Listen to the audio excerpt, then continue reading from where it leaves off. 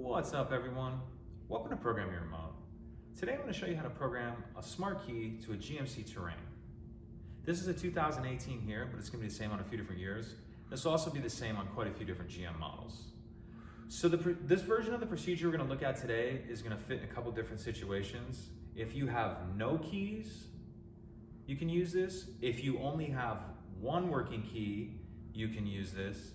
If you have two or more working keys, there's actually a shorter procedure that you can use, and I'll put a link to that in the description box below.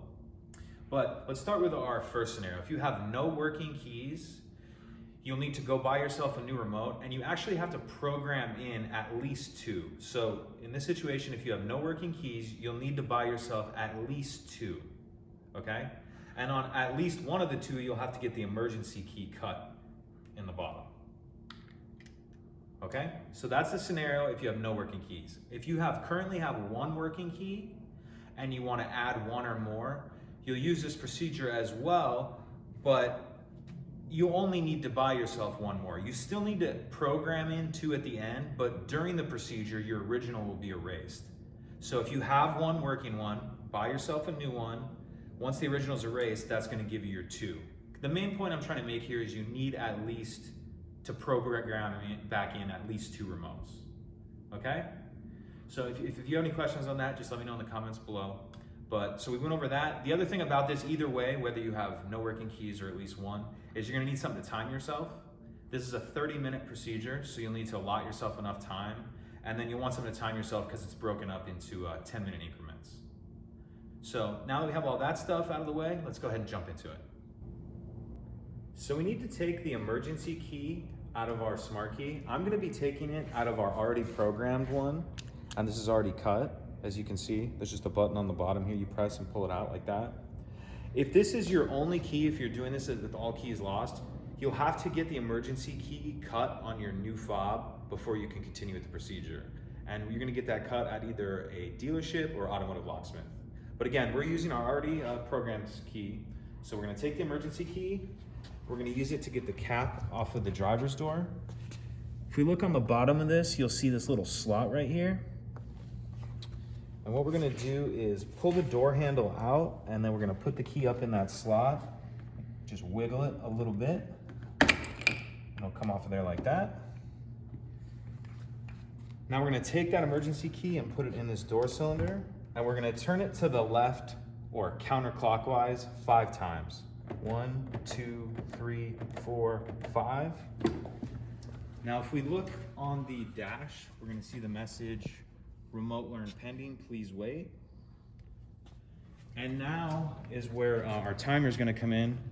We're gonna start a timer, and we need to wait for 10 minutes.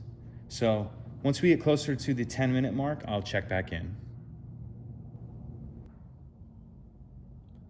Okay, so we're just hitting our 10-minute mark now, and it's okay to go over 10 minutes, it just needs to be at least 10 minutes.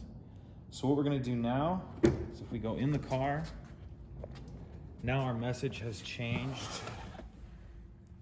to press engine start button to learn. So we'll come over here, press the stop start button 1 time. Now you can see it's back to remote pending, please wait. We need to reset our timer for another 10 minutes. So I'll check back in when we get close to time. All right, so we're hitting our 10-minute mark for the second time, and we're just going to repeat everything we did in the previous shot. Come in here, press the stop start button 1 time, reset our timer for the third and final 10-minute mark. So I'll check back in when we get close to time. So we're just hitting our 10-minute mark for the 3rd time.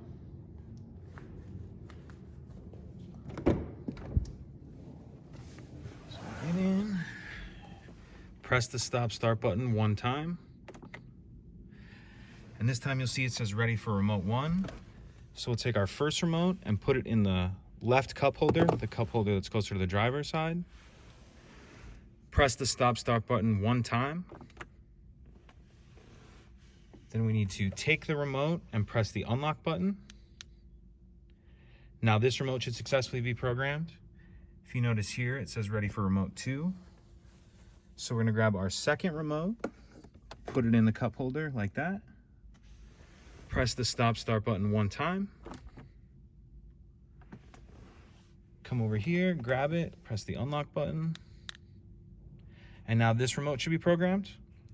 At this point, if you have any additional remotes, you'll repeat that previous step for each remote. Putting it in the cup holder, pressing the stop button, then pull it out and press the unlock button.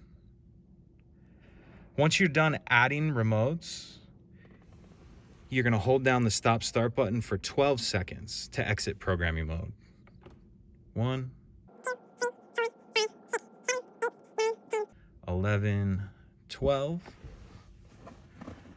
And now let's go ahead and test the remotes. That one works. That one works.